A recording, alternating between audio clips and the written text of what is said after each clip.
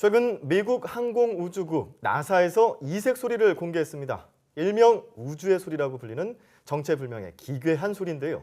나사가 공개한 소리의 정체에 대해서 사이언스 매거진에서 자세히 알아보겠습니다. 이태형 우주환경과학연구소장과 함께합니다. 어서 오세요. 네, 안녕하십니까. 네, 우주의 소리 정말 신기할 것 같은데 사실 우주는 진공 상태니까 소리를 아무리 질러도 소리가 들리지 않잖아요. 뭐 예를 들어서 황보해경 이렇게 불러도 듣지 못하잖아요. 근데 이게 어떤 거죠? 예, 지난달 말 할로윈 데이를 맞이해서 나사에서 지난 세월 동안에 우주 탐사선들 또는 이제 여러 망원경을 통해서 우주에서 들어온 전파 신호나 이런 빛들을 소리로 변환시켜 가지고 우주의 소음 해가지고 이제 22개를 인터넷에 공개한 거예요. 그러니까 사실 탐사선들도 소리가 우주에서 안 나기 때문에 마이크 같은 장치를 갖고 가지는 않거든요. 그래서 여러 가지 이제 우주에서 들어오는 신호들, 빛 같은 것들을 이 소리 신호로 바꿨을 때 어떻게 나는가. 그러니까 우주의 전파를 우리가 들을 수 있는 음성으로 변형한 것이다. 이런 말씀인데요. 대체 어떤 소리인지 너무 궁금한데요. 한번 들어볼까요? 네. 바람 소리 같기도 하고요. 이거 전자총 쏘는 소리 아닌가요? 네. 또 다른 소리가 하나 더 있죠? 타다다닥 튀네요, 이 소리는. 이게야말로 총소리 같아요. 긁는 것 같기도 하고. 그러니까 첫 번째 들었던 소리는 목성 탐사선 주노라고 하는 것이 목성의 자기장 옆을 지날 때 그 자기장에서 나는 소리, 그러니까 신호들을 갖다가 이제 좀 변환시킨 거고요. 두 번째는 튀는 것 같은 경우는 이건 이제 2011년도에 그 스타더스트라고 하는 해성 탐사선이 템페라완이라는 해성 옆을 지날 때 해성에서 떨어져 나온 이 부스러기들, 먼지 같은 것들이 이 탐사선에다 계속 부딪히면서 나는 신호들, 이런 신호들을 갖다 소리를 변화시킨 거거든요. 그래서 타다타다 소리가 났군요. 그러니까 먼지들이 막 부딪히면서 그래서 이제 소리는 아니지만 소리 같은 느낌이 나죠, 이거는. 그렇습니다. 자, 지금 이렇게 두 가지 소리를 들어봤고요. 하나 더 있다고 하거든요. 한번 들어보죠. 그리고 이거야말로 헬로윈에 되게 적합한 소리 같은데 좀 으스스해요. 황보혜경 앵커의 뱃속에서 나오는 소리 같기도 하고요. 배고파서 배꼽시계 소리인가요? 뭔가 공포 영화 배경 소리 같기도 이건 조금 다른데 이제 케플러라는 우주 망원경이 있어요. 이 케플러 우주 망원경이 멀리서 온 별빛을 분석해 가지고 외계 행성을 찾는 건데요. 행성이 별빛 앞을 지날 때마다 빛이 좀 줄어들겠죠. 그래서 가리니까. 그래서 이렇게 외계에서 온 별빛이 가리면서 별빛 줄어드는 이런 광도 곡선을 갖다가 이제 결국은 소리로 만든 거거든요. 그 빛의 변화를 갖다가 소리로 만든 건데요.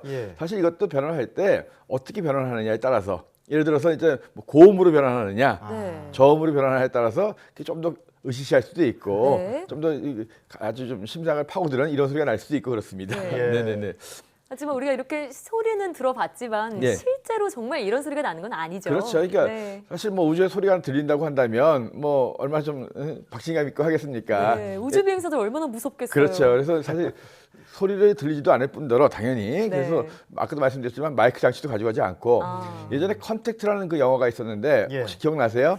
전파왕이어 가지고 외계인 찾고 막 하는 그런 거거든요.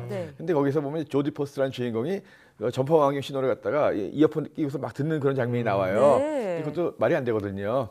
전파 신호기 때문에 이어폰 가지고는 패턴은 볼 수 있을지언정 이것이 어떤 신호인지 모르거든요. 말 그대로 영화 속에서 등장하는 그런 상상의 것이었네요. 가끔가다 눈 안 보이는 장애인분이 막 귀로 막 그냥 우주 신호를 듣고 이런 것도 나오는데 다 거짓말입니다. 우주에서 소리가 들리는 것이 아니라 소리는 어쨌든 간에 매질이 있어서 공기라든가 물 같은 매질이 있어 전파가 되는 거고 빛은 진공 속에서 전파되는 거기 때문에 전파도 역시 빛이니까 그래서 어쨌든 간에 소리는 들리지 않고 할로윈데이를 맞아서 나사에서 좀 재밌게 우주에 관심을 북돋기 위해서 만든 그런 소리였습니다. 그렇군요. 나사에서 일부러 이렇게 변형해서 소리로 만들었는데 참 친절한 나사였습니다. 우리가 이런 빛들도 그냥 소리 변환하면 여러 가지 소리가 나올 수 있거든요. 참 재미있었고요. 지금 이제 청각을 자극하는 소식이었다면 이번에는 시각을 자극하는 우주를 들여다보는 망원경에 대한 소식이 들어왔습니다. 어떤 건가요? 얼마 전에 11월 6일이었죠. 우리나라 한국천문연구원에서 세계에서 가장 큰 GMT란 망원경이 있는데 거대 마젤란 텔레스코프라고 하는 거거든요. 여기에 5번째 그 반사거울을 만들기 시작했다 이런 얘기를 발표했거든요.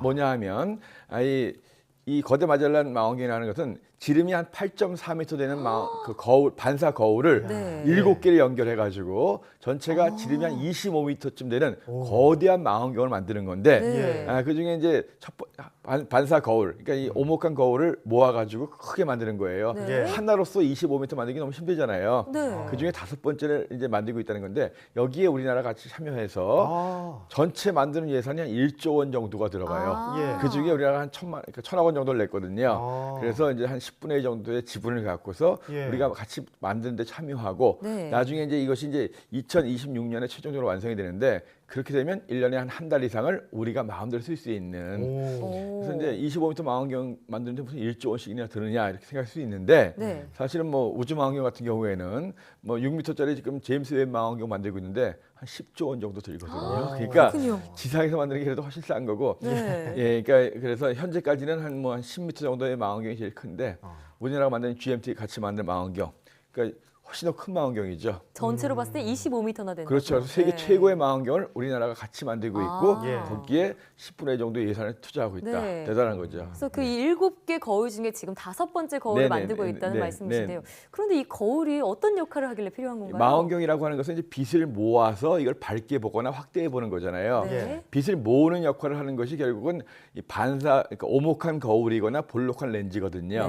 볼록한 렌즈로서 빛을 모으는 것을 굴절 망원경이라고 하고 오목한 거울로 빛을 모으는 것을 반사 망원경이라고 하거든요. 그래서 이제 망원경 사진을 보는 것처럼 거울로서 오목하게 모았으니까 모은 상태에서 앞으로 반사시켰다가 다시 뒤로 빛을 빼내가지고 이제 모으는 거거든요. 그러니까 사람 눈을 보면 눈에 동공이라고 있잖아요. 어두운 데 가면 동공이 좀 커지잖아요. 사람 동공이 어두운 데 가면 7mm까지 커질 수가 있습니다. 그래서 7mm의 렌즈를 통해서 우리가 빛을 보는 거거든요.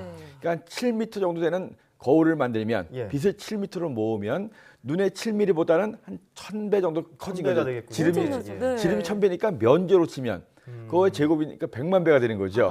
그러니까 망원경이 커지면 커질수록 반사경이 커지면 커질수록 그만큼 빛을 많이 모으니까 그만큼 희미한 걸 볼 수 있다.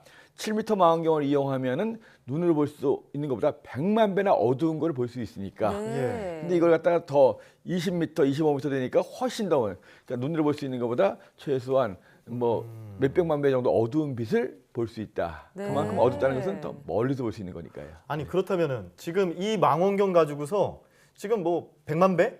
까지 볼 수 있다고 하면 얼마나 더 멀리까지 볼 수 있는 거예요? 그러니까 7m가 100만 배니까 이게 25m니까 뭐 그거보다 더 되겠죠. 그러니까 어쨌든 간에 기본적으로 어디까지 볼 수 있냐보다는 얼마나 어두운 걸 볼 수 있냐는 건데 기본적으로 이제 허블 우주 망원경 같은 경우에 134억 광년 거리를 봤어요. 빛으로 갔을 때 134억 년 갈 수 있는 거리를 허블 우주 망원경이 봤거든요. 허블 우주 망원경이 지름이 우주에 떠 있는 거지만 2.4m쯤 됩니다. 이게 거의 이거보다 10배쯤 지름이 크잖아요. 10배 크니까 면적으로 치면 100배쯤 되는데 사실은 우주에서 보는 것과 지상에서 보는 것과는 뭐 대기의 영향이 있으니까 허블 우주 망원경보다는 한 10배쯤 성능이 좋을 거다라고 얘기하거든요.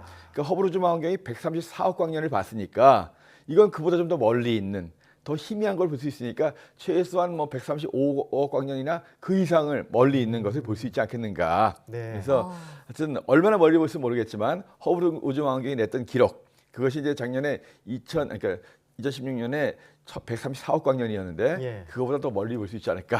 그러니까 그만큼 또 먼 과거를 볼 수 있지 않을까 생각이 되거든요. 기대가 됩니다. 멀리 볼 수 있다는 것은 그만큼 먼 과거를 볼 수 있다는 것이다. 이런 말씀이 참 인상 깊네요. 오늘도 참 흥미로운 우주 이야기 함께 들어봤습니다. 지금까지 이태영 우주환경과학연구소장이었습니다. 오늘 말씀 고맙습니다. 네, 고맙습니다.